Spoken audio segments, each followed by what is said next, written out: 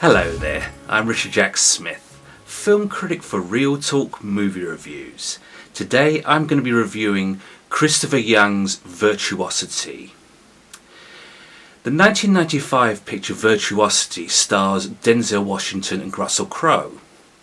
This was many years before their collaboration on American Gangster. I have seen the film many times, though I have rarely picked up on Young's soundtrack. Recently, record label Intrada have brought out the entire score in around an hour and 15 minutes in its running time. For most of it, Young uses electronics in a very kind of cold manner in which to depict Sid 6.7's psychotic state. As played by Russell Crowe, he definitely hams up the proceedings, though the music rarely reflects this to any kind of degree which would be memorable or indelible. Towards the end, Young changes his tack from electronic to more of an orchestral approach. Although by the time he does this, it makes little difference to the overall tone of the score. After all, it's the first 20 minutes in which such things are usually established, so although it hints at what this score could be, it doesn't really make much impact on the listener beyond a couple of brief, ever so slight moments here.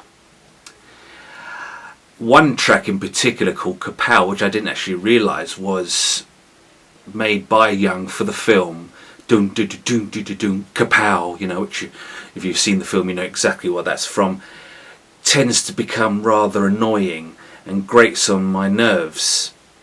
After about a minute you're just like, oh, just turn that down, and I did in fact, when I listened to this score, find it rather irksome.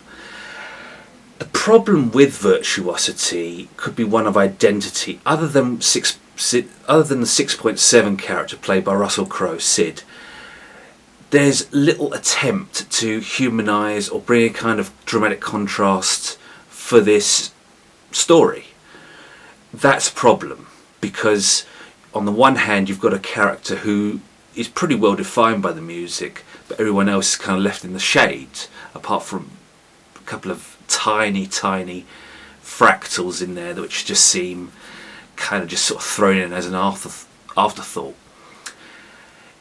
I would classify Virtuosity as an experiment more than a fully realised soundtrack.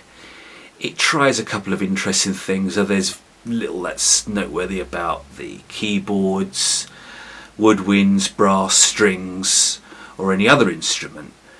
Young has been an exciting composer in the past with the first two Hellraiser movies, then much later on with the Monkey King 1 and 2. Even Priest and the Core were extremely noteworthy for their orchestrations and the depth of their themes.